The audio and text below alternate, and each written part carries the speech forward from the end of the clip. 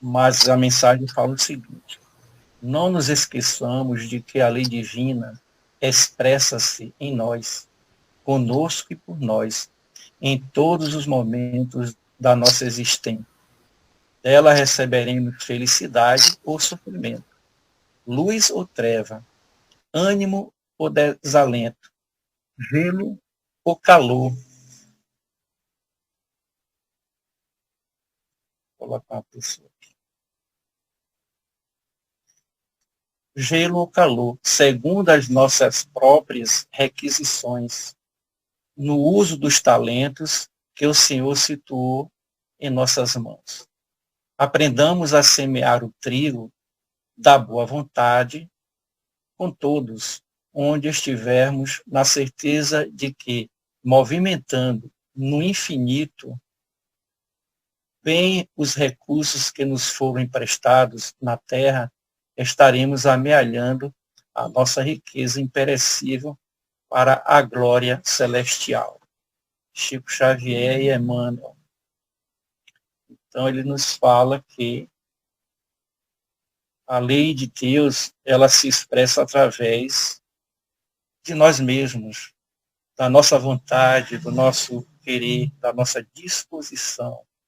E ao expressarmos a lei de Deus em nós, nós vamos adquirindo essa facilidade em lidar com esses atributos que é divino em nós, como o amor. O amor é um deles, a paciência, a tolerância, e o que nós temos aprendido muito na lida com o semelhante, né? Então, depende de nós, depende do nosso esforço, do nosso querer, para que as leis de Deus e o próprio Pai se manifestem através de nós. Então, gente, nós possamos, nesse instante, agradecer a espiritualidade amiga por esse momento, onde vamos, através de nossa amiga Silvana, que vai expressar aqui, através dessas ideias, desse pensamento que o Evangelho nos proporciona, né? Que ela seja inspirada, que ela seja conduzida pelos amigos espirituais e que nos traga reflexões saudáveis para o nosso espírito. Muito obrigado, Jesus. Ilumina-nos a todos, agora e sempre. Gente, hoje nós temos a felicidade e a alegria de estar aqui conosco na sala Chico Xavier, a nossa amiga Silvana Pádua.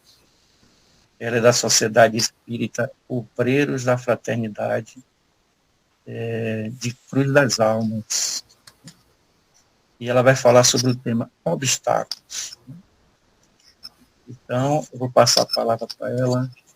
Silvana, é com você, minha amiga. Que Jesus te inspire, te ilumine, nos traga boas reflexões. Que assim seja, Alberto. Muito obrigada. Bom, então, o tema retirado do capítulo 12 do livro Luz nas Trevas, um livro bem reflexivo, que nos convida o tempo inteiro a refletir. E o tema do capítulo 12, intitulado Obstáculos Desafiadores, é um tema extremamente oportuno. Porque nós vivemos tempos difíceis, desafiadores mesmo. São tempos de muita luta interna, externa, e essas lutas refletem o estado geral da humanidade que anseia por uma melhoria, mas que para atingir essa melhoria precisa trilhar um caminho desafiador. Então, quando Joana de Ângeles nos convida a essa reflexão, nós vamos encontrar ali um tema extremamente atual, e do seu texto, a autora vai trazer a ideia de objetivos. No primeiro parágrafo do capítulo, nós vamos encontrar o seguinte texto: toda empresa enfrenta as consequências dos objetivos a que se destina.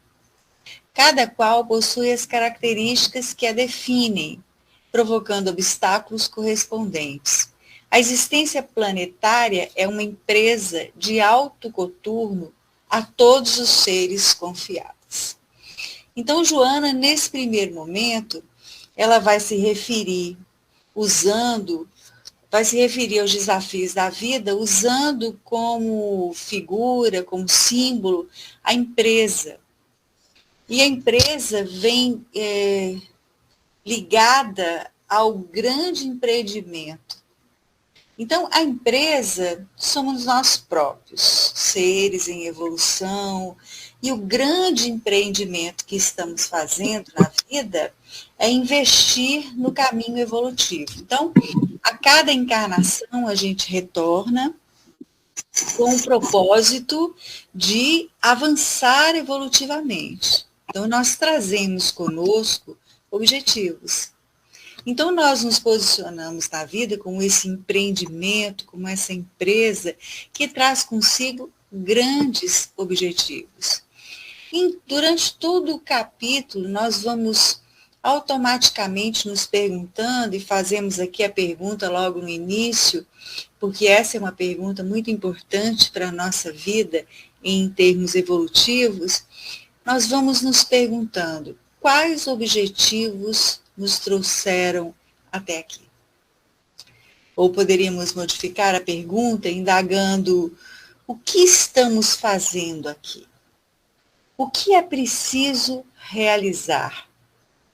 Então, nós podemos ver os objetivos sob dois prismas. Podemos ver os objetivos do ponto de vista desta existência. Então, cada um de nós tem na sua existência os seus objetivos pessoais, aquelas coisas que quer conquistar, as suas perspectivas de vida, e isso diz respeito a essa existência, a consciência que nos conduz nessa existência. Mas nós também podemos pensar nos objetivos quando pensamos que ao reencarnar trouxemos os nossos objetivos traçados antes do reencarne. Então a Joana de Ângeles, ela vai nos convidar a essa reflexão, e essa reflexão nos possibilita nos situar diante da existência que nós próprios estamos empreendendo. Daí ela colocar essa figura, essa imagem do empreendimento e da empresa, que é algo bem interessante. Já no segundo parágrafo, nós vamos encontrar a ingenuidade por falta de maturação evolutiva imprime na mente do ser humano que os obstáculos são processos desanimadores que impedem a execução da tarefa empresarial.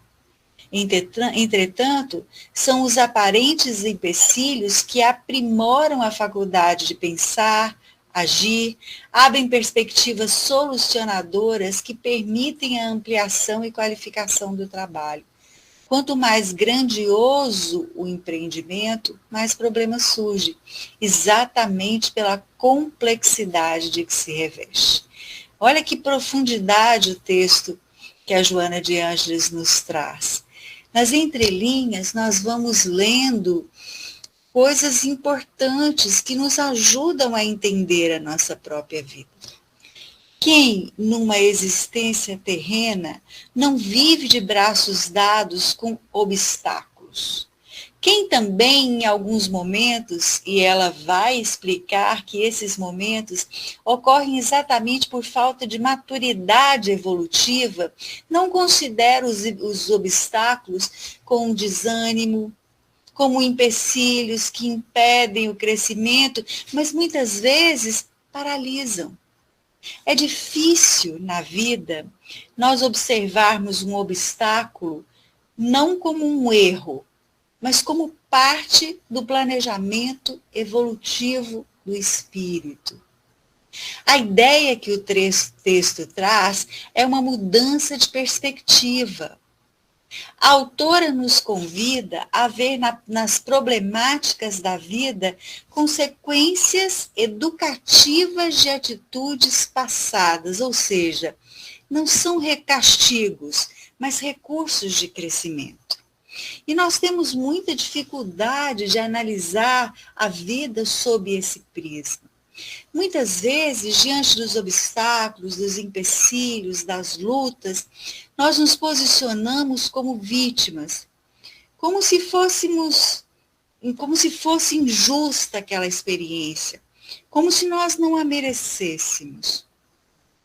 Porque não nos esquecemos de contemplar a existência num aspecto amplificado. Nós contemplamos apenas a situação na qual nós estamos envolvidos e não conseguimos sair desse ponto que nos permite olhar as circunstâncias com olhos mais profundos, observando a nossa trajetória evolutiva.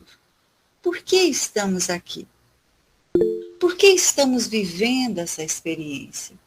Quais foram os objetivos que nos trouxeram até essa existência? Por que a existência desses obstáculos? Então, quando a Joana de Ângeles nos convida a ver as problemáticas da vida como consequências educativas de atitudes passadas, nós respiramos aliviados e entendemos: a vida não é castigo, a vida é oportunidade. E quando nós renascemos, nós temos inúmeras chances de vivenciar as experiências de modo mais consciente, buscando o amadurecimento espiritual. Mas o que nós precisamos é ter em mente que todas as situações que nos ocorrem são consequências de atitudes que nós próprios geramos. E essas atitudes, elas podem vir de séculos, milênios, quando nós vivemos situações ou realizamos coisas que não foram muito produtivas, mas podem também vir dessa existência, pelas escolhas infelizes que fazemos. Então, precisamos ficar atentos para entender que as situações que aqui vivemos, elas são oportunidades de crescimento. E o texto de Joana, que é muito rico, por isso estou trazendo o texto para que a gente vá refletindo sobre cada parágrafo, ele é interessante, porque no parágrafo seguinte ela vai nos dizer: os pequenos desempenhos facilmente são resolvidos e, às vezes, solucionam-se por si mesmos. No entanto, quando se trata de realizações superiores ou caracterizadas pelos objetivos novos, apresentam-se impedimentos que requerem reflexão, cuidado e rapidez para a solução. O texto esclarece um contraste entre tarefas simples, resoluções naturais, objetivos elevados, exigência de esforço consciente e maturidade. Porém, o trecho mostra um ponto muito essencial. Nem todo progresso acontece de forma espontânea, especialmente quando envolve crescimento moral mais elevado. Daí ela separar as questões do cotidiano, afirmando que são resolvidas mecanicamente, muitas vezes por hábitos já adquiridos em vidas passadas. Mas o que nos chama a atenção é a abordagem dos objetivos novos. Os objetivos novos que representam salto evolutivo e que exigem consciência ativa. Esse ponto do texto é muito rico. O que nós poderíamos considerar como objetivos simples? Questões que nós vivemos na vida e que nos trazem naturalmente obstáculos, uma situação de conflito familiar, que vem ali naturalmente, porque a convivência não é simples, não é fácil. Toda convivência exige esforço, exige dedicação interna e externa para que flua com naturalidade. Mas quando ela nos traz a ideia dos objetivos novos são aquelas situações que nós vivemos na vida e que ainda não experimentamos em outras existências. Então, essa ideia, ela é uma ideia interessante, porque vejamos a caminhada evolutiva do espírito. Há quanto tempo nós estamos renascendo, morrendo, renascendo, morrendo? Quantas experiências nós já tivemos? Quantas vivências nós travamos? E o interessante é que nós vamos aprender na erraticidade. Vamos recordar que, segundo o Livro dos Espíritos, o espírito pode se encontrar em 3 posições, 3 situações. Ele pode se encontrar encarnado, como nós nos encontramos. Ele pode se encontrar numa condição de que não precisa mais encarnar, são os espíritos que já atingiram os patamares superiores, e podem também se encontrar na posição de espíritos que ainda precisam encarnar. Esses, eles dão o nome de espíritos errantes.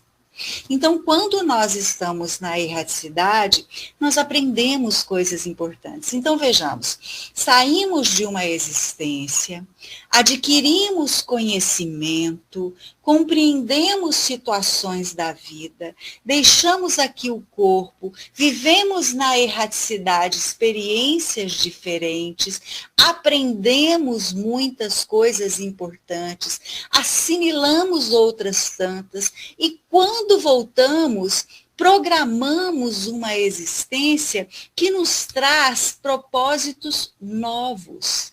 E quando nós estamos vivenciando esses propósitos novos, nós temos a chance de avançar evolutivamente. Isso Joana de Ângeles está nos dizendo no seu texto. E é muito interessante, porque ela coloca os objetivos novos como saltos evolutivos. Saltos evolutivos que exigem consciência ativa. Vocês já pararam para pensar no que significa uma consciência ativa? Ora, o objetivo do espírito é o despertar da consciência espiritual. Nós renascemos tantas e quantas vezes forem necessárias para que tenhamos o despertar da consciência. O que significa isso? Por que a evolução ocorre enquanto encarnados? Porque o despertar de consciência, ele deve acontecer enquanto estamos encarnados. Enquanto na erraticidade é mais fácil contemplar a realidade espiritual e o nível consciencial do espírito pode vir a ser diferente do que quando estamos encarnados. Porém, quando encarnamos, o que ocorre? Nós vamos ter uma diminuição das impressões das vidas que tivemos, vamos ter uma redução perispirítica, nós vamos encontrar isso em Missionários da Luz, no capítulo 13 e 14, que vai relatar a reencarnação de Segismundo, vamos encontrar isso no livro Mundo Maior, que vai relatar o reencarne do espírito que vai reencarnar como Júlio, que passa por esse processo de crescimento. Em todas essas situações, nós vemos que há uma redução perispirítica e que o espírito se acopla ao perispírito da mãe e ali começa a formatar o seu novo corpo, juntamente com a ajuda da mãe, que acompanha todo o processo e interfere também nele. E este novo corpo vai ser o instrumento para as realizações que são necessárias para o crescimento desse espírito. Então, nós não nascemos com a consciência desperta. O bebê, quando retorna à vida, ele não sabe andar, ele não sabe falar, ele não tem uma estrutura fisiológica que permite que o espírito use aquele corpo com total desenvoltura. Isso vai acontecendo aos poucos. À medida que o ser vai crescendo no seu corpo físico, o espírito vai tendo condição de acessar a vida a partir desse corpo físico, e ao acessar a vida, ele vai compreendendo a si mesmo e o mundo que o rodeia. Mas a consciência de ser espiritual não está desperta. Este é o desafio de cada uma ao reencarnar.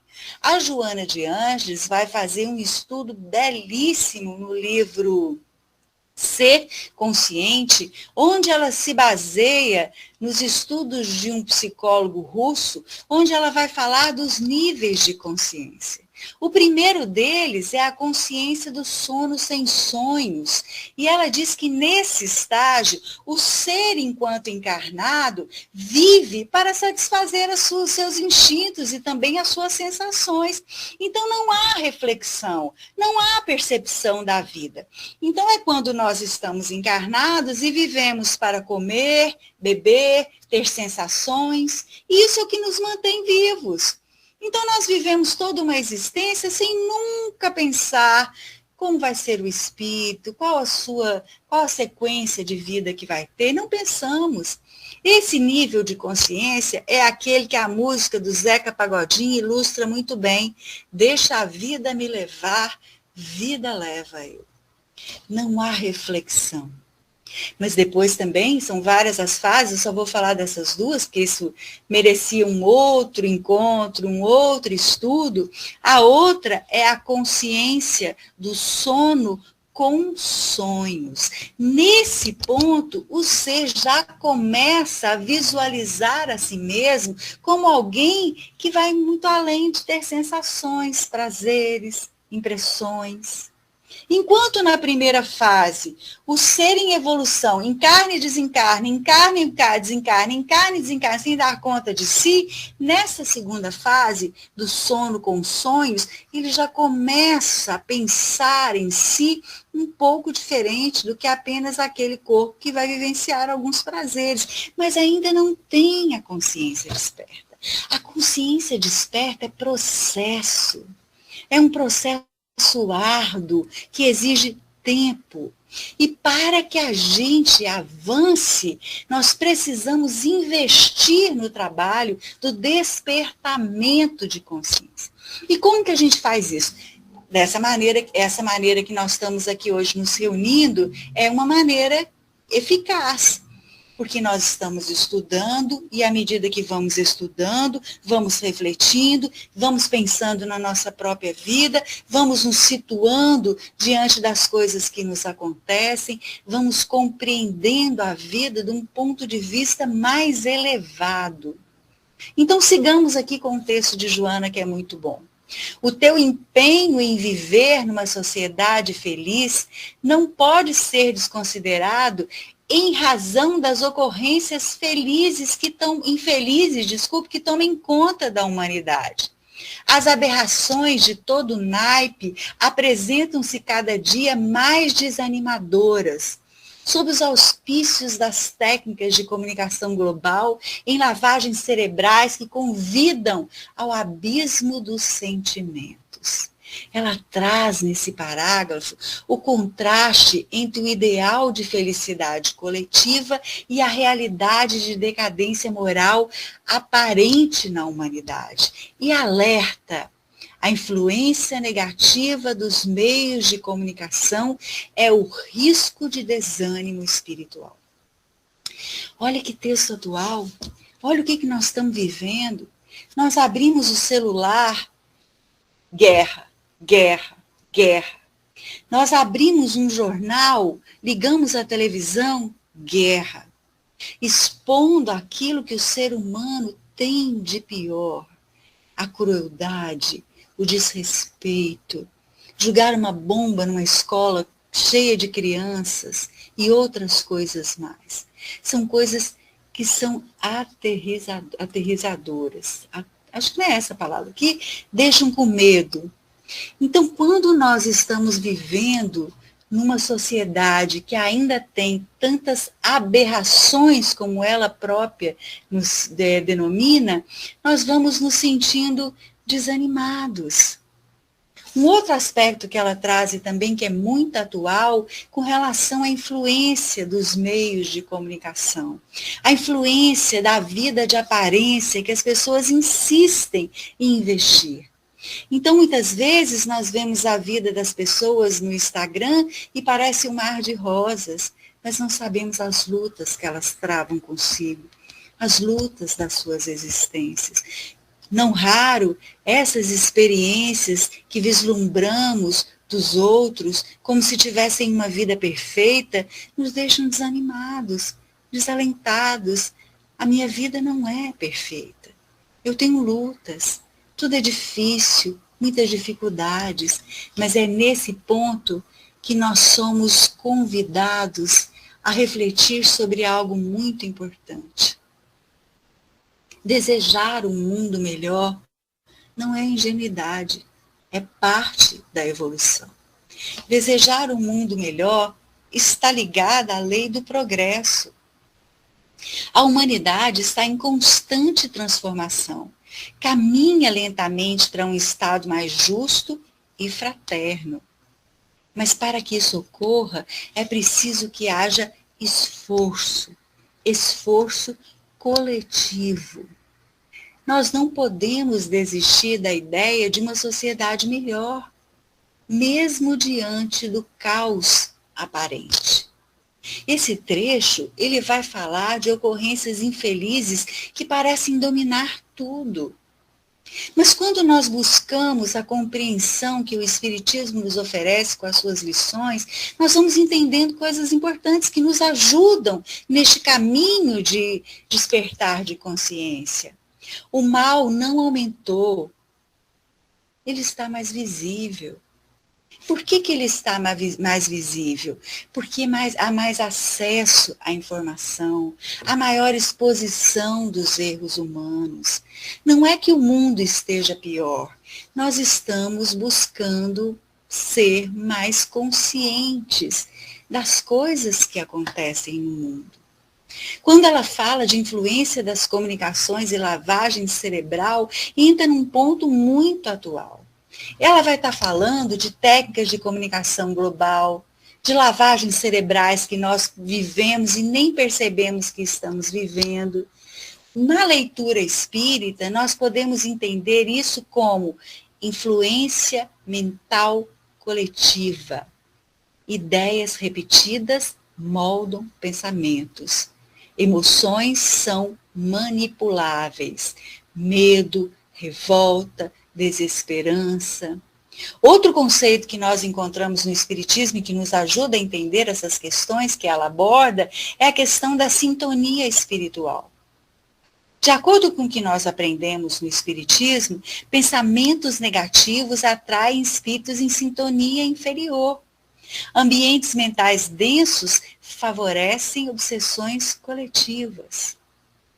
Então, isso vai nos ajudando a entender que os obstáculos desafiadores, esses que nós vivemos, eles são realmente desafiadores porque existem muitos fatores envolvidos e nós, aqui, em busca da evolução espiritual, vamos vivendo uma série de situações dentro de um contexto grave que nos faz muitas vezes a desanimar, a desesperançar, como dizia Paulo Freire, porque desesperançar é perder a esperança. E não é essa a proposta que o Espiritismo nos convida. O Espiritismo nos convida a ter esperança. Isso não quer dizer que nós vamos viver isentos de problemas, que não vai haver dificuldades. Isso quer dizer apenas que nós precisamos nos atentar para as situações que nos acontecem, percebendo que elas são oportunidades de melhoria. Um outro termo interessante que ela traz no texto é o termo abismo dos sentimentos, queda moral e emocional. Essa expressão é muito forte e simbólica. Ela pode indicar insensibilidade, banalização da dor alheia, perda de valores morais, prazer no sofrimento ou no caos. de acordo com o que nós aprendemos na doutrina espírita, essas vivências de banalização, perda de valores, prazer no caos, representam um afastamento da lei de amor ensinada pelo Espiritismo. Mas a gente vai entendendo, à medida que percebe a vida com as lentes que a doutrina espírita oferece, que estamos passando por um momento de prova coletiva. A humanidade está passando por um período de transição. Há choque entre valores antigos, egoísmo, materialismo, valores novos, solidariedade e espiritualidade. Isso é típico de mundos em regeneração, que é também um conceito que o Espiritismo nos traz. Mas é importante a gente, nesse aspecto, ressaltar algo. Quando nós falamos de mundo de regeneração, quando nós estudamos na doutrina espírita e lemos textos, muitas vezes nós pensamos que será algo miraculoso, que virão espíritos de alta estirpe e que vão promover mudanças significativas na humanidade, na qual nós, simples mortais, ainda muito distantes do processo evolutivo mais elevado, vamos desfrutar. Mas o conceito não é esse. O mundo de regeneração é um fato, porque assim como os seres, os orbes, os planetas também evoluem. Só que o mundo de regeneração é fruto do esforço de cada um. Não podem ser que venham espíritos e esses espíritos elevados a essa previsão trazida por muitos que vêm aí trazendo informações da espiritualidade, como Emmanuel, André Luiz. Isso não descarta o esforço de cada um. Não há como avançar para um mundo de regeneração enquanto as nossas instituições permanecerem numa época de primitivismo. Não há para avançar para um mundo de regeneração enquanto não colocarmos o dedo na ferida do egoísmo, do orgulho, do materialismo, que são os valores antigos. Esse trabalho de regeneração que vai reverberar na sociedade, no mundo que vivemos, ele começa prioritariamente em nós. Então, é a forma como observamos o mundo, são as nossas ações, são os nossos objetivos de vida. Porque não dá para simplesmente cruzar os braços e dizer o sofrimento alheio é fruto do karma daquela pessoa. Ela que cuide do seu karma. Se nós vivemos em uma sociedade, se a transformação e a renovação das instituições são importantes, e isso não sou eu que estou dizendo, os espíritos afirmam a Kardec que este é o indício de evolução de uma sociedade, nós precisamos entender que todos são importantes. E não dá para justificar crueldades e loucuras, dizendo que isto é karma e aquelas pessoas precisam viver o que estamos vivendo.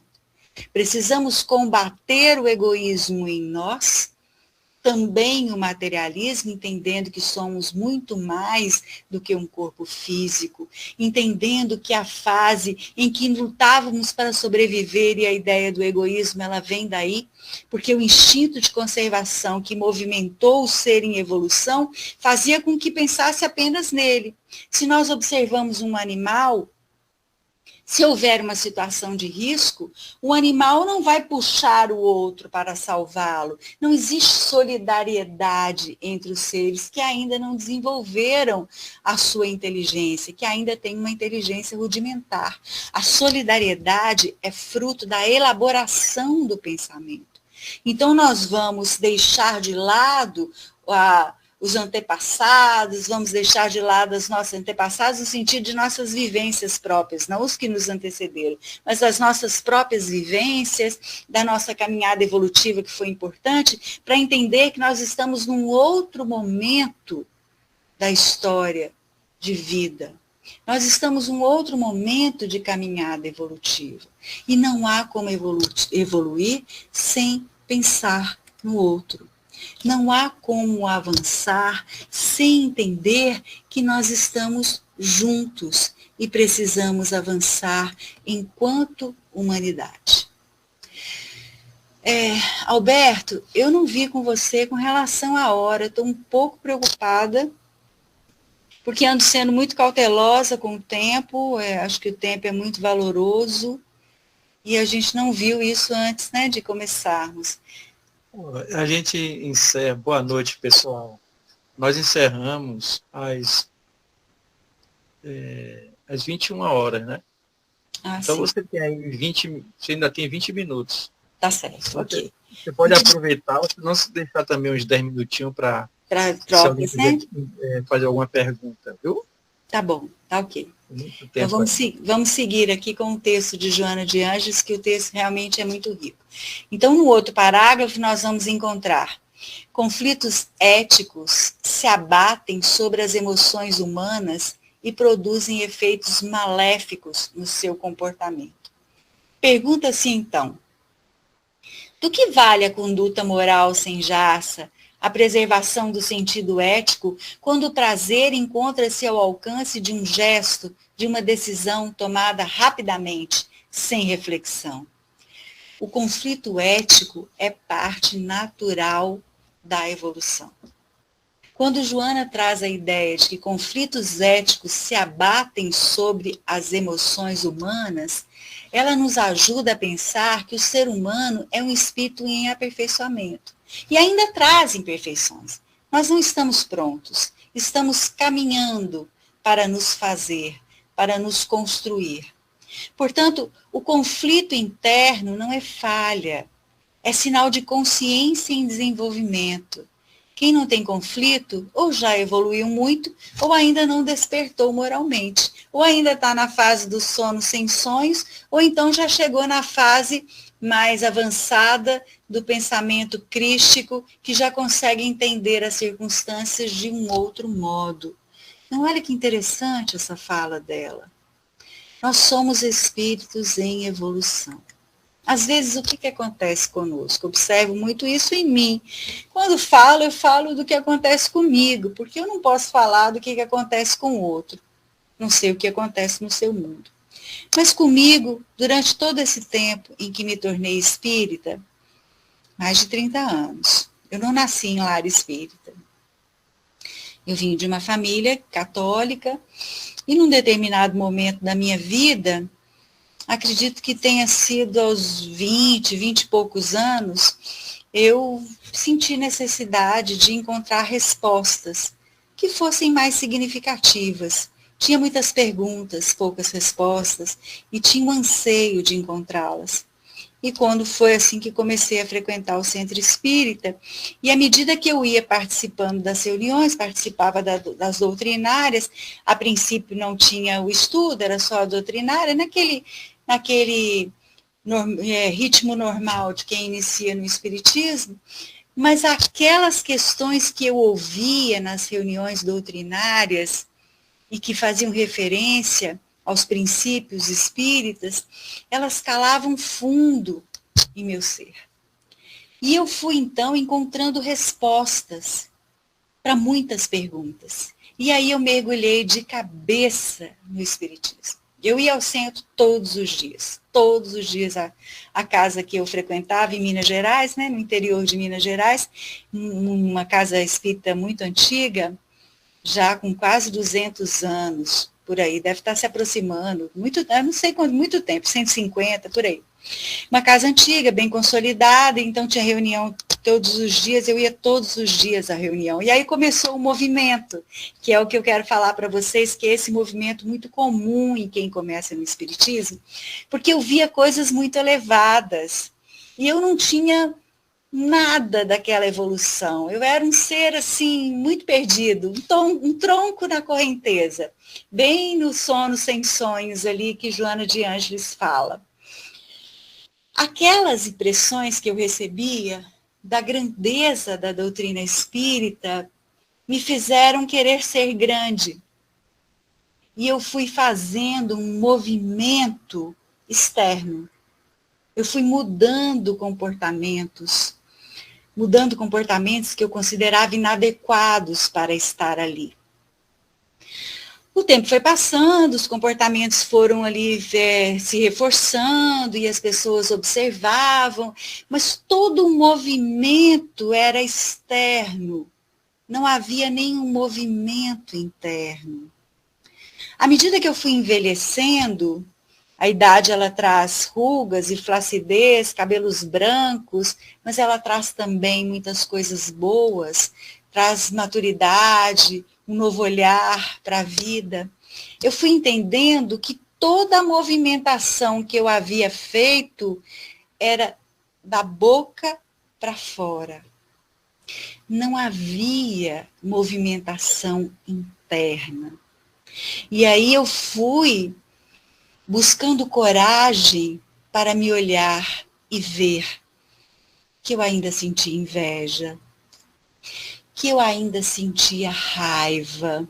Outro dia vivi uma experiência aqui em Cruz das Almas, o trânsito aqui em Cruz das Almas é uma benção, né? Assim, ironicamente falando, não sei se daí da cidade de vocês mas daqui de Cruz das Almas é bem desafiador. E eu parada para estacionar, esperando passar os carros, né? Eu tinha uma vaga, eu ia estacionar naquela vaga. A moça veio e parou na vaga com uma moto. Eu fiquei possessa. Mas eu quase desci do carro e fui lá falar com a moça. Como você faz uma coisa dessa? Não ia dar coisa boa, não ia prestar, porque eu estava realmente muito irritada.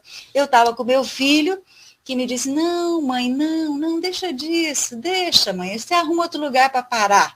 E aí, quando o menino já tem 16 anos, mas quando ele me falou isso, parece que eu caí em si assim, e falei, tá, tudo bem, fui parar em outro lugar. Mas essa percepção da raiva, isso não vinha com frequência, porque o movimento, ele era de parecer calmo, tranquilo, resignado. E à medida que a gente vai se conhecendo, nós vamos percebendo que ainda há muito a se melhorar. E nós precisamos entender que o conflito ético está intimamente ligado ao abalo emocional. E o abalo emocional é uma ação negativa. E por mais que a doutrina espírita seja maravilhosa, nós ainda não somos.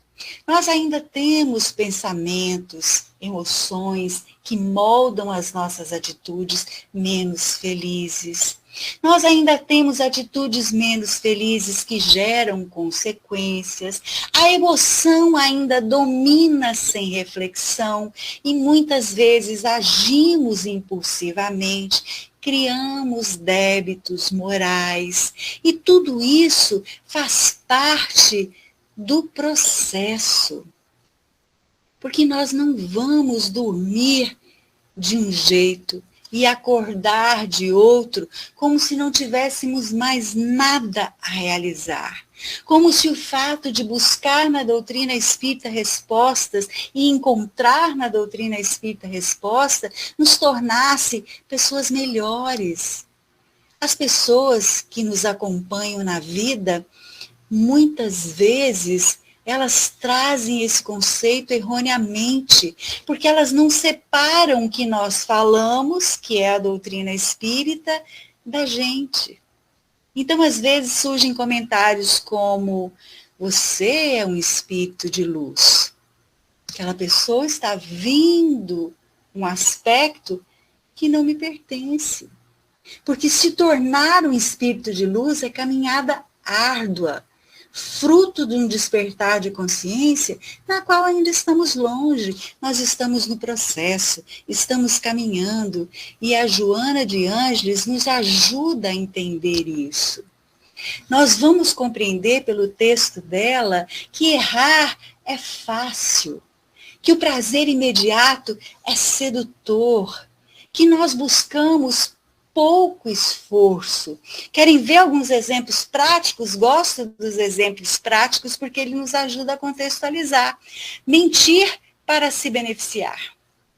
É uma mentirinha pequenininha, mas é uma mentira. Ceder à raiva, agir com o egoísmo, buscar prazer sem responsabilidade, tudo isso oferece recompensa rápida, mas traz também consequências futuras. E não para por aí. Toda decisão tomada rapidamente, sem reflexão, nos leva a caminhos tortuosos. Porque nós estamos aqui para aprender a refletir. A reflexão é essencial. E a reflexão consiste em examinar consciencialmente as situações, ter domínio de nós próprios, usar o livre-arbítrio sem transferir para o outro a responsabilidade daquilo que nos acontece.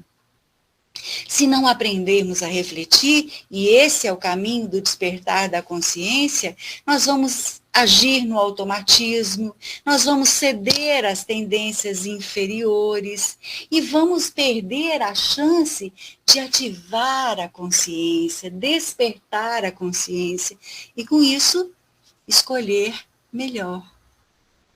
Então, quando ela nos pergunta, num parágrafo, do que vale a conduta moral, nós temos que entender que a moral vale e ela é o passo importante na evolução do espírito, porque quando Emmanuel afirma que o espírito avança com duas asas, a asa do raciocínio e a asa do sentimento, ele está falando de moral. A moral é capaz de construir o espírito que vai vivenciar uma nova fase consciencial. A moral é capaz de gerar paz de consciência, evitar sofrimentos futuros. Nós vamos encontrar no Evangelho segundo o Espiritismo o seguinte ensinamento: o verdadeiro bem não é o prazer imediato, mas o que está de acordo com a lei divina. E a lei divina está na nossa consciência.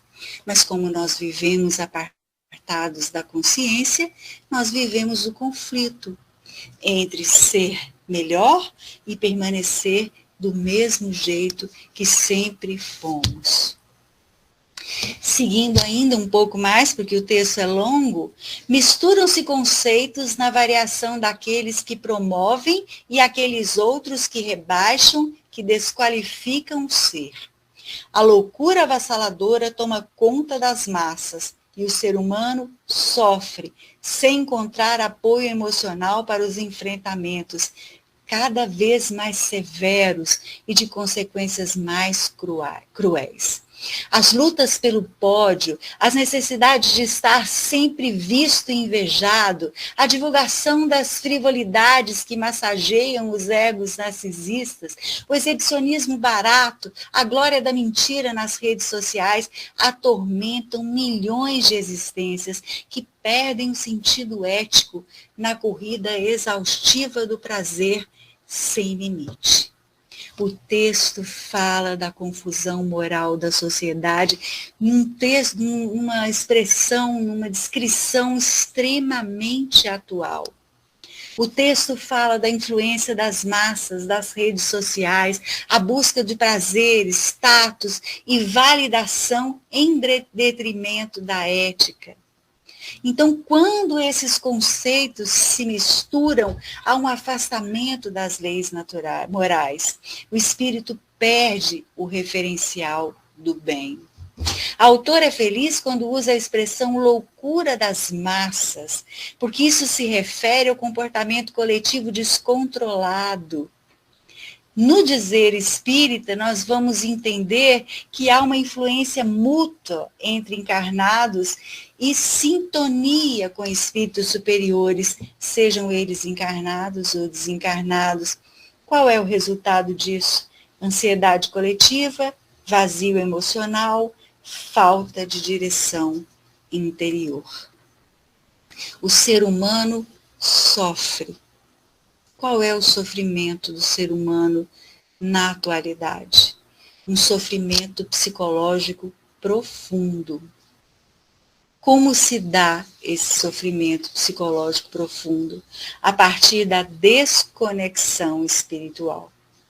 E a desconexão espiritual ocorre quando se busca fora o que é interior, quando tem ausência de sentido existencial.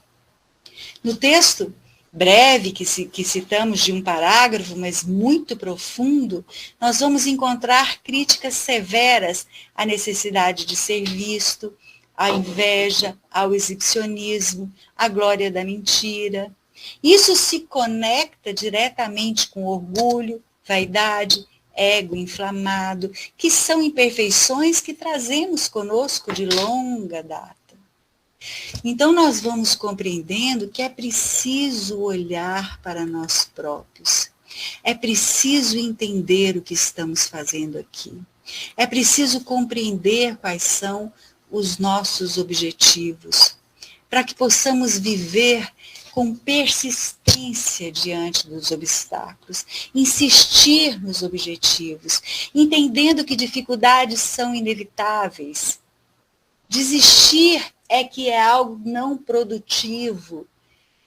Na visão espírita, nós vamos compreendendo cada vez mais que provas são repetidas até o aprendizado, e a perseverança acelera a evolução.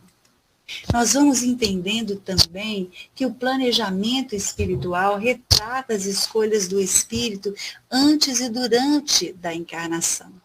Ou seja, há um caminho de crescimento que não deve ser abandonado por dificuldades momentâneas. Há um tempo que facilita, há um tempo que dificulta. A vida espiritual não é linear. Existem fases de expansão, prova, recolhimentos. Dificuldade não são retrocessos, são etapas de aprendizagem.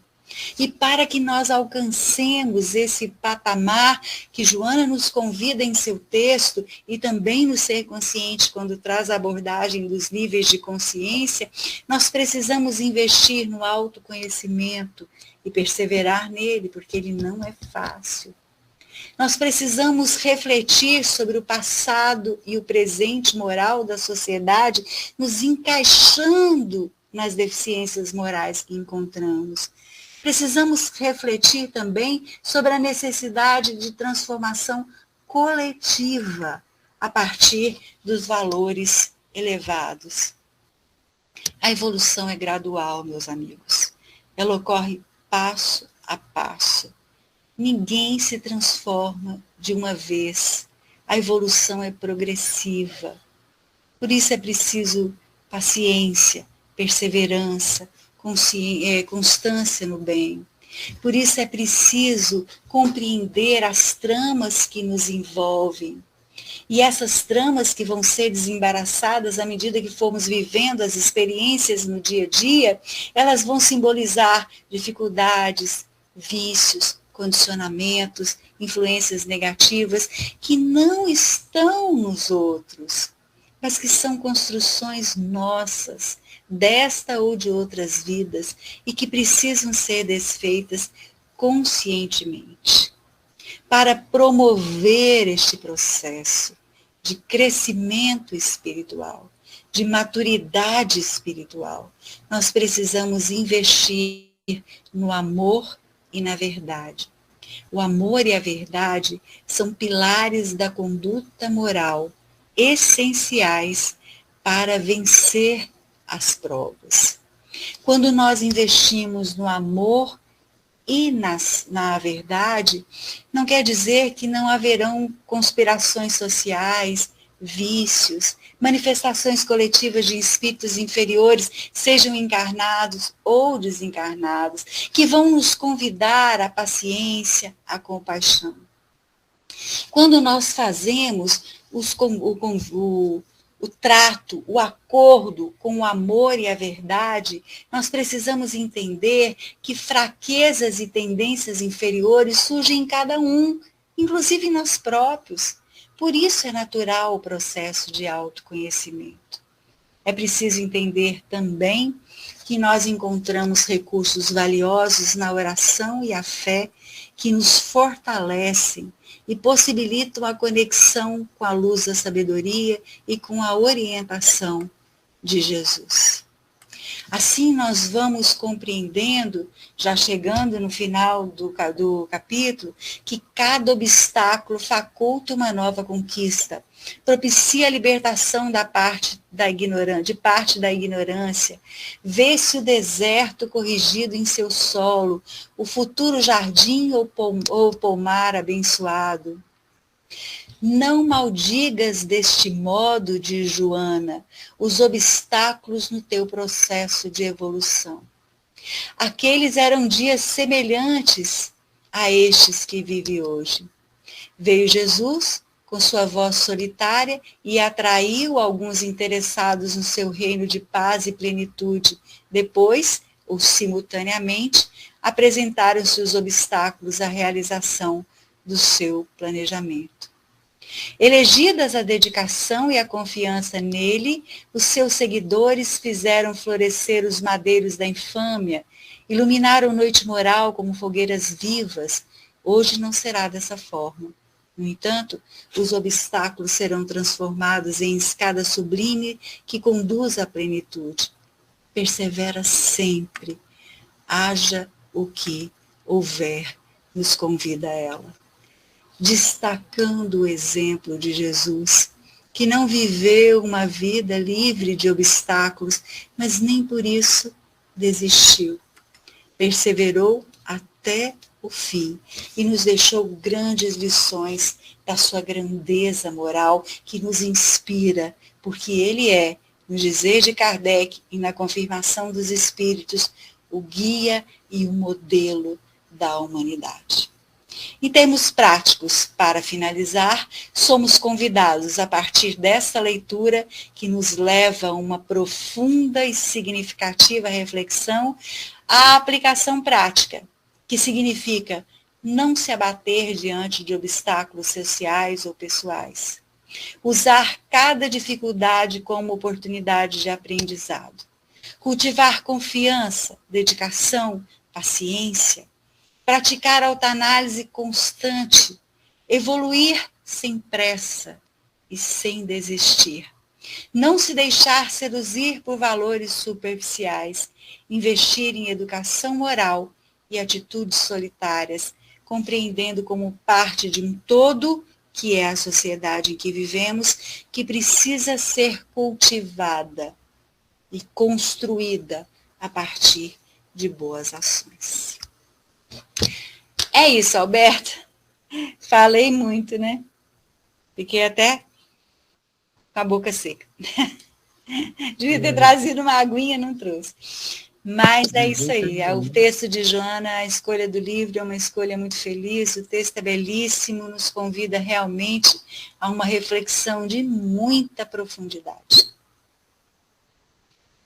Silvana, você não falou demais. Falou o essencial e o necessário na medida certa.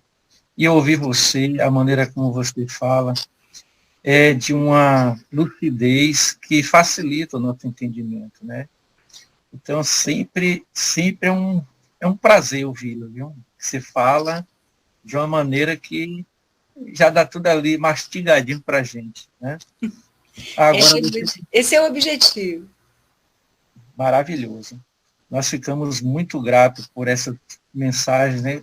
A forma como você trouxe esse texto de Joana e a facilidade com que você expôs para a gente foi maravilhosa. Né? Estou agradecendo. Você trouxe assuntos aí que são atuais e o que mais me impactou foi quando você falou, Joana propôs no texto, é a questão da influência nas mídias sociais, né? E parece que a gente esquece como a gente deve ver as coisas sem se deixar influenciar pelo pensamento coletivo, né?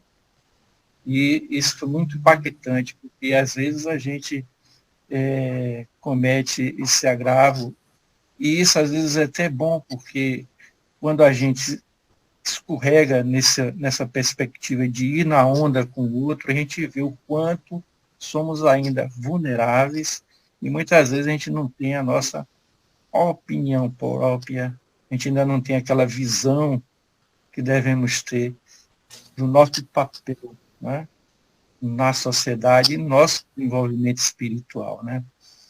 E essa foi a mensagem que mais assim me impactou, né? E eu queria aqui também, a gente ainda tem um tempinho, uns 15 minutos, né? Abrir aqui o espaço para quem quer também colaborar, trazer alguma pergunta para a Silvana. Silvana, eu separei 2 perguntas aqui, mas eu vou deixar para o final.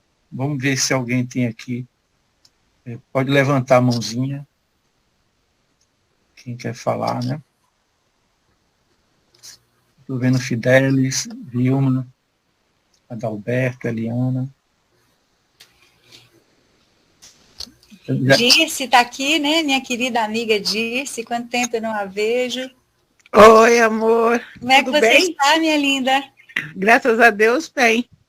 Então, eu só queria assim complementar o que o Alberto falou, porque é assim, Silvana, você falando, você mostra que você é gente como a gente, sabe? Que a gente erra, que a gente está esperando uma vaga no estacionamento do shopping, outro entra, a gente fala, aqui, já tem um palavrão ali, e a gente tem que segurar para ele e falar, meu, você não viu que eu estava esperando a vaga aí?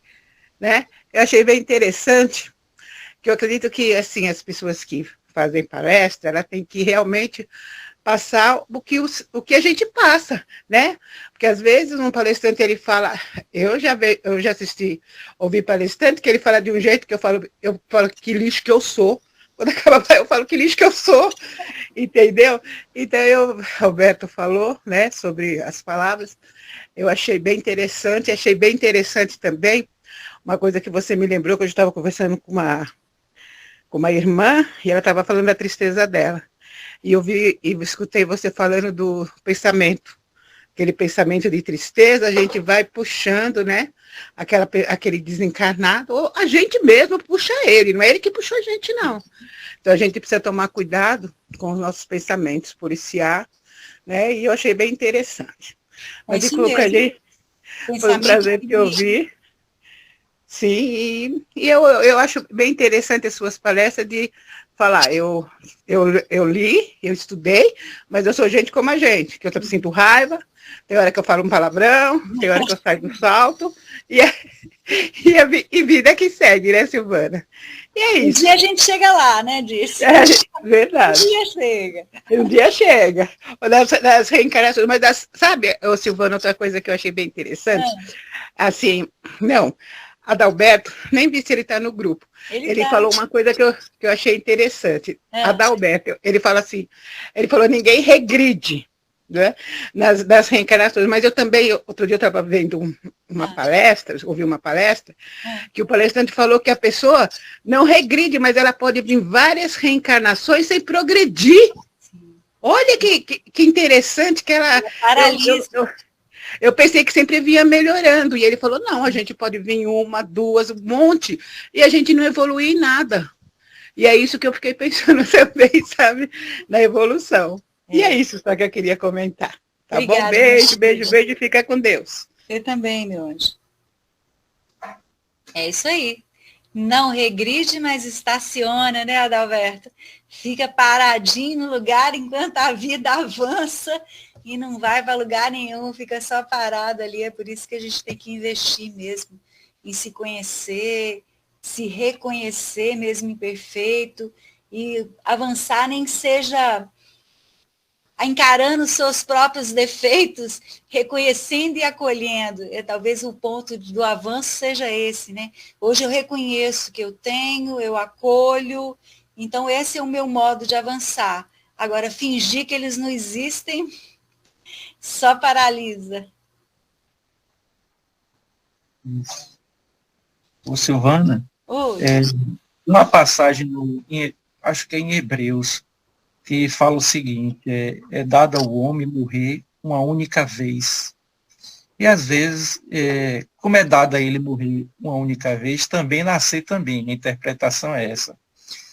Então, ao homem, mas ao espírito imortal que somos, né?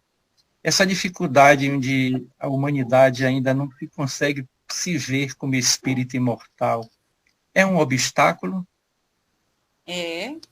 Dos grandes, né? Porque quando a gente não se vê como espírito, a gente não investe na melhoria, né?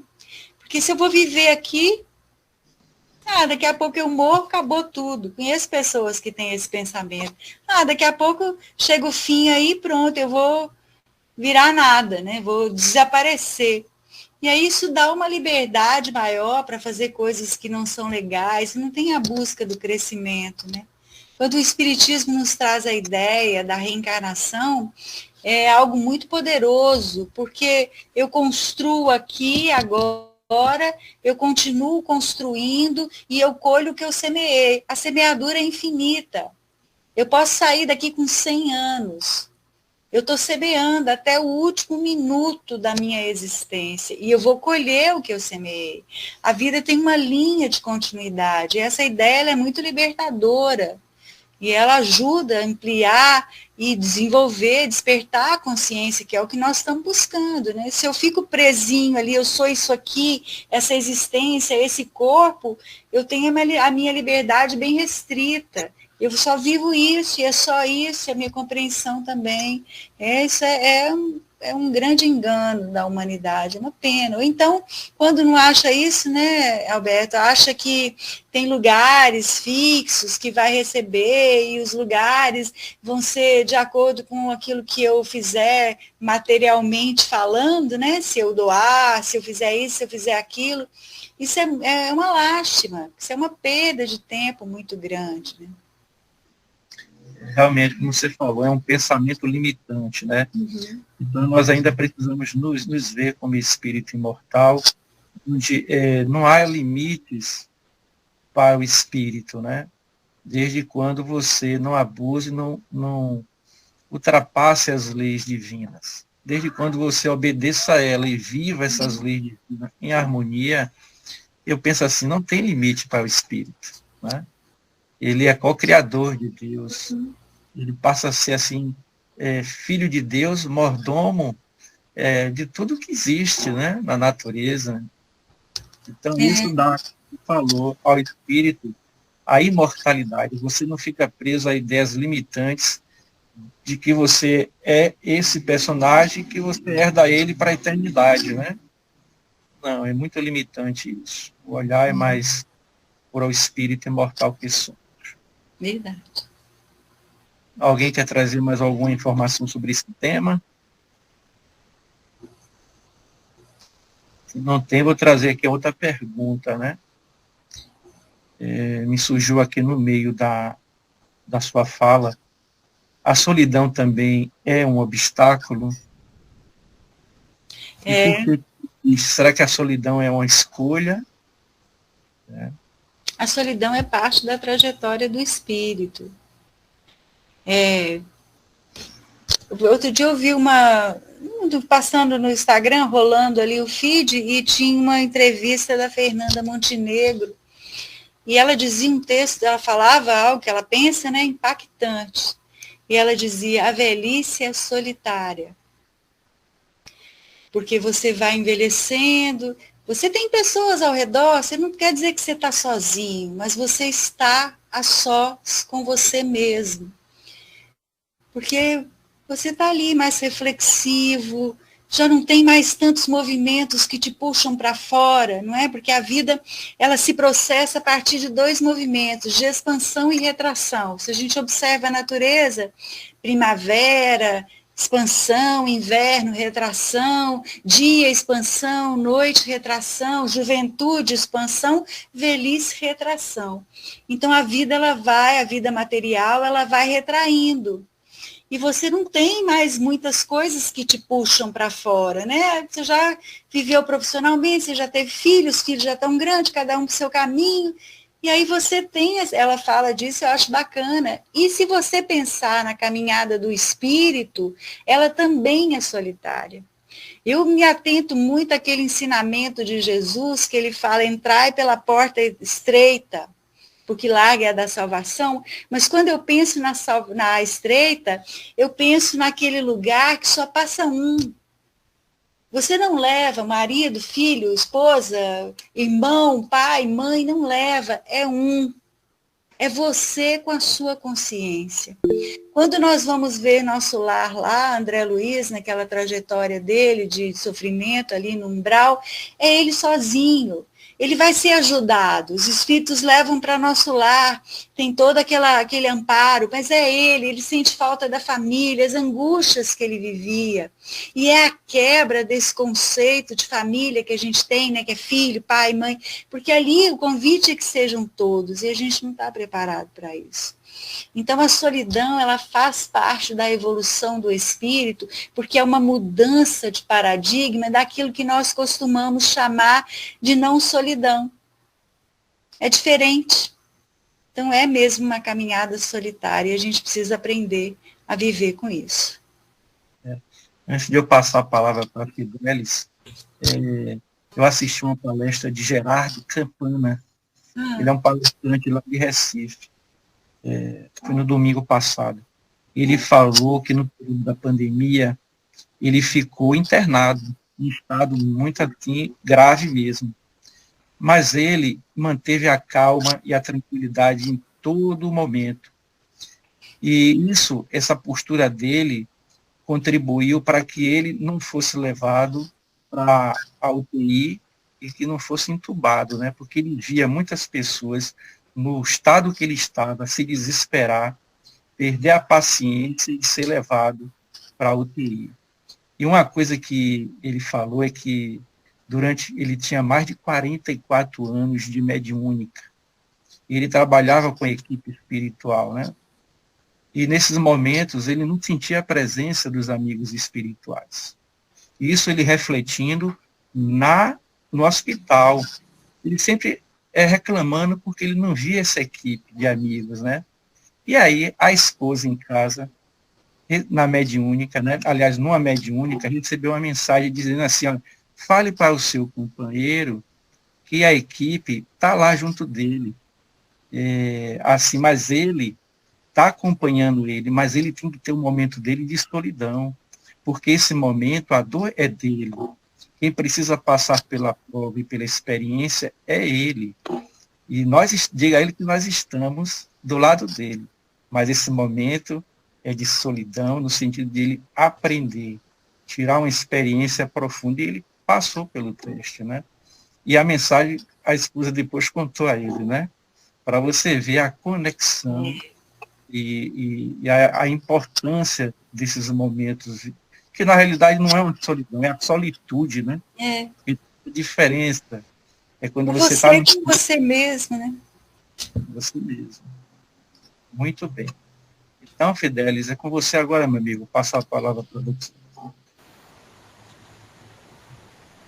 Boa noite a todos. E Fidelis? Baixo, você está ouvindo bem aí? Tá bom. Ok. Silvana, muito boa a sua reflexão. Parabéns. Eu quero saber de você o seguinte. Para você, qual o maior obstáculo desafiador das nossas vidas? Bom, se você me perguntar fundamentado no que o Espiritismo diz, é orgulho e egoísmo, né? São os maiores maiores desafios da humanidade, os espíritos afirmam isso. Eu, enquanto pessoa vivente, da busca dessa evolução, eu sinto muita dificuldade de desfocar de mim mesmo, que é uma leitura do egoísmo, né? Então, realmente, esse é o grande desafio. A gente é muito voltado, eu vou falar da gente, vou falar de mim mesmo, né? Eu sou muito voltada para mim mesma. Eu descobri outro dia que sou egocêntrica, descobri ouvindo coisas de palestras de psicólogo, que eu gosto muito da área da psicologia, e o rapaz, ele é até espírita também, mas nesse caso ele estava expondo sobre, só como psicólogo. Que nem aquele moço lá de Salvador, que eu gosto daquele rapaz, ele não é bem rapaz, já é um senhor que fala de psicologia, eu o conheci falando de psicologia, esqueci o nome dele. Ele tem até um livro, ele, lá de Salvador, ele é bem famoso, Djalma Argolo. E o Djalma Argolo, eu conheci ele fazendo estudos psicológicos. Depois que eu falei, esse moço é espírita. Nossa, que legal, eu não sabia. Mas o rapaz foi fazendo a sua palestra e ele foi descrevendo as características do egocêntrico. E ele deu uma que para mim foi fatal. Foi quando você está num lugar e alguém não está com a cara muito boa e você pensa lá, tá vendo? Ele está aborrecido comigo. E eu fiquei assim, chocada, porque eu falei, gente, eu penso isso, eu não sabia que eu tinha esse viés egocêntrico. Tudo bem, egoísta, a gente sabe que é, mas o egocêntrico eu não sabia que estava tão presente. Então, esse tem sido meu maior desafio, viu, Fidelis? Ok, respondido. É isso mesmo, eu assisto bastante Argolo, né, de Djalma Argolo. Ele é muito bom. Ele é um excelente espírita. E ele tem um espiritismo dele, um espiritismo renovado, né? O espiritismo é apegado muito ao Velho Testamento, né? É mais ao Novo Testamento e a evolução do espiritismo. Gosto muito dele, tanto dele como o Adenal Novaes, né? O Adenal eu acho muito vaidoso, mas ele achei mais simples. Mas ele é algumas vezes assim, um traço de vaidade, ele é vaidoso mesmo, todos nós, mas o traço dele achei bem forte. Mas a gente tem que procurar o conhecimento que ele tem, né? Isso mesmo. O traço dele a gente tem que separar, né? O traço dele... A vaidade dele fique com ele. Mas sabe o que acontece, explorar o conhecimento que ele tem. Sabe o que acontece? A gente projeta nos outros os traços da gente. Né? Então me incomodou, porque eu devo ter também. Então, quando eu vi nele, eu vi o meu espelho. Ele foi meu espelho. Aí me incomodou um pouquinho. Agora o Argolo, não. Eu achei muito bom. Achei muito tranquilo, muito sereno. Tem muita gente... Meu sogro achou o Argolo muito debochado. Aí eu disse, não, rapaz, não é debochado não. É porque às vezes ele brinca. Ele acha a coisa tão ridícula do ser humano que ele dá risada e brinca também, né? É igual a Medrado também, né? Medrado tem um conhecimento enorme, né? É uma pessoa muito experiente no espiritismo também, né? Então, é umas pessoas já experientes, já tem muitos anos de mediúnica, né? Já sabe o que é o espiritismo na verdade. Que muita gente pensa que o espiritismo só que está ali escrito nos livros, né? Mas não é só isso também, é você entender que você é um espírito, que você pode conversar com outro espírito, tanto encarnado como desencarnado. Vai depender da sua mediunidade, né?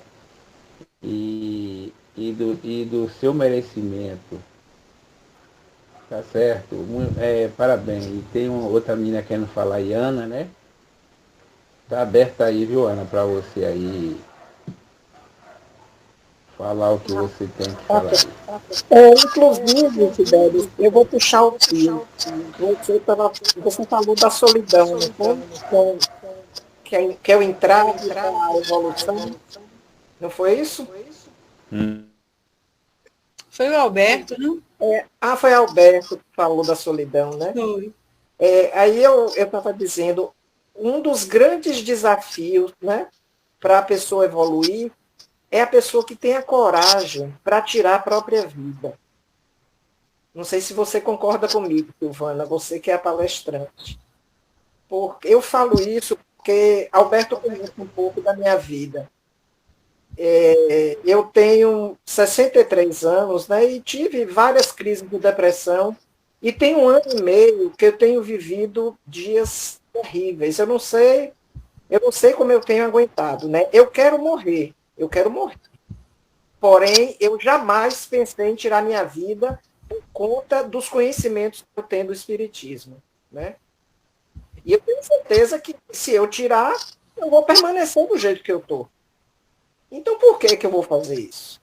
Eu vou ficar na erraticidade exatamente do jeito que eu estou. Eu não vou melhorar a minha vida. E eu quero melhorar aqui.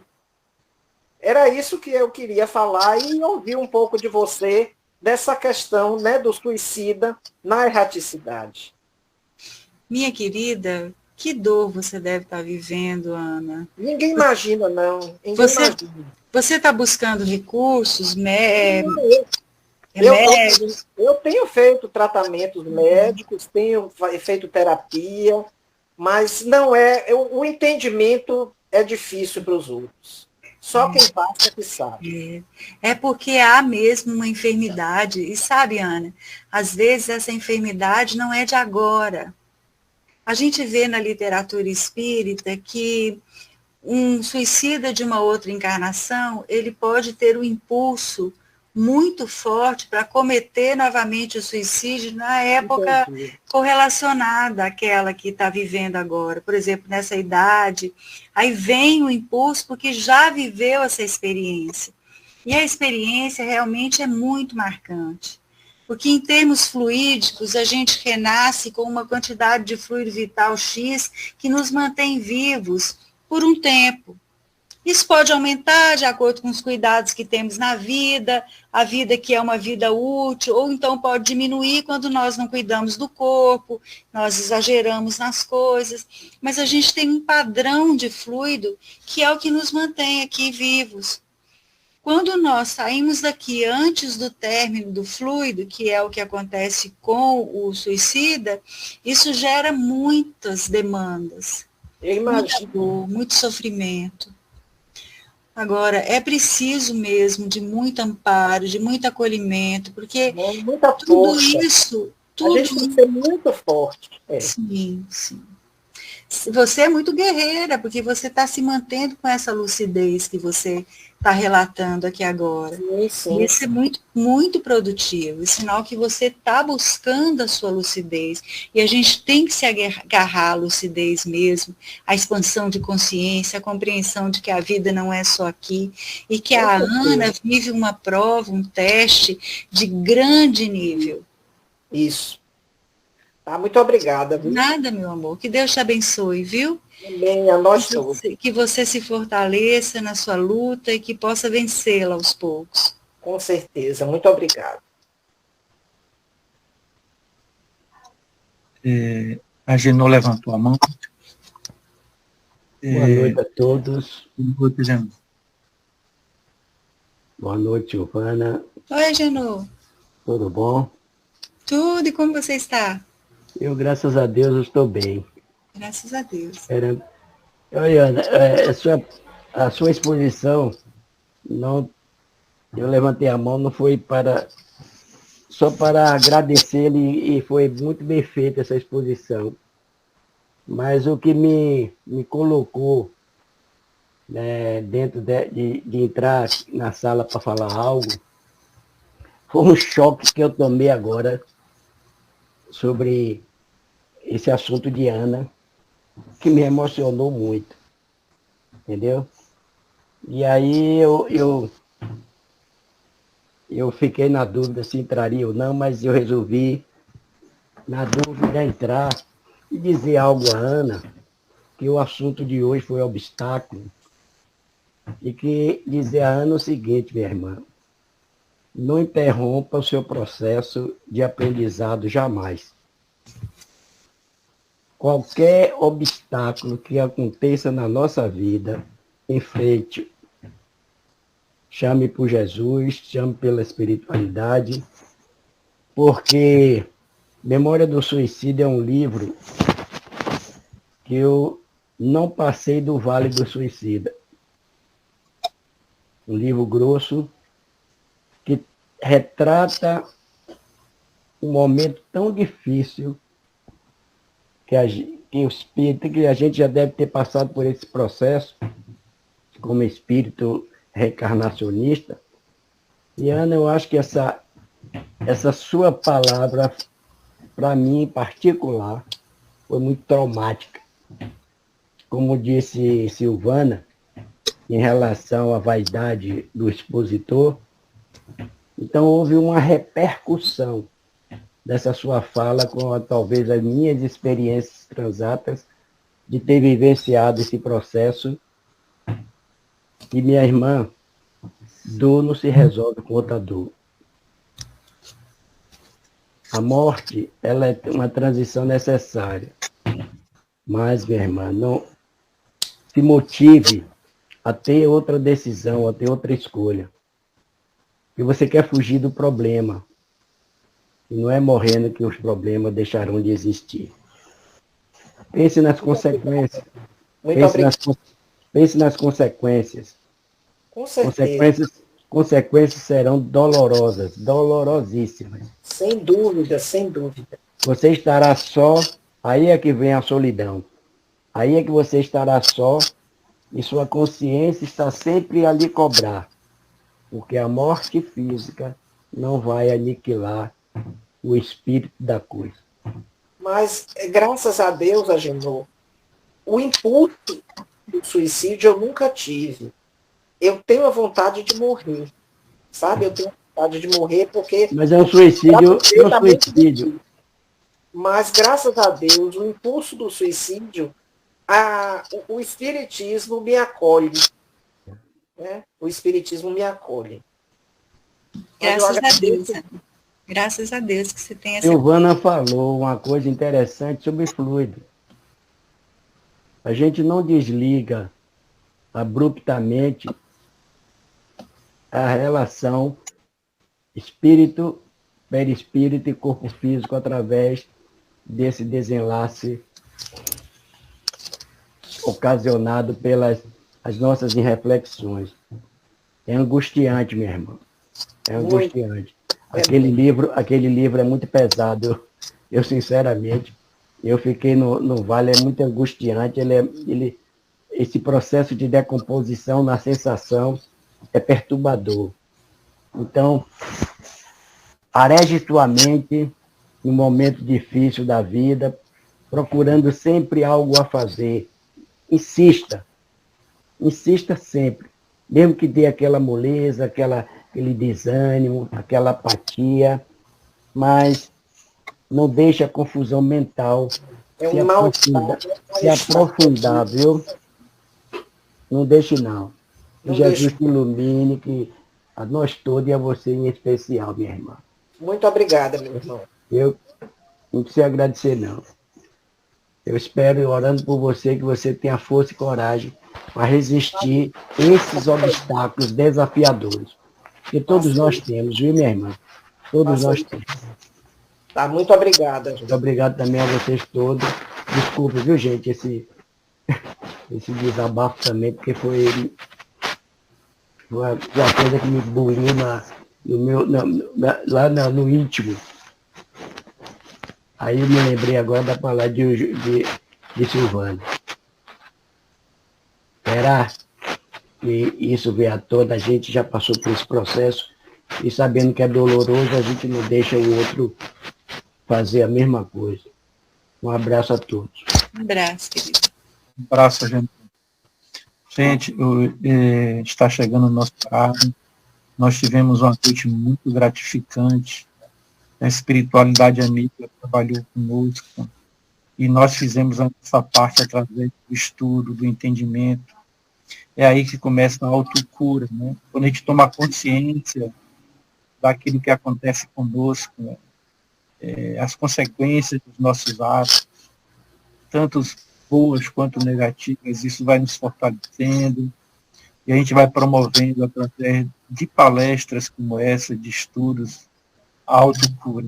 nós mesmos nos curando através do conhecimento e do estudo. Né? Então, eu agradeço a presença de todos, energia boa, né? Que nós hoje aqui nos permitimos receber um do outro. Né?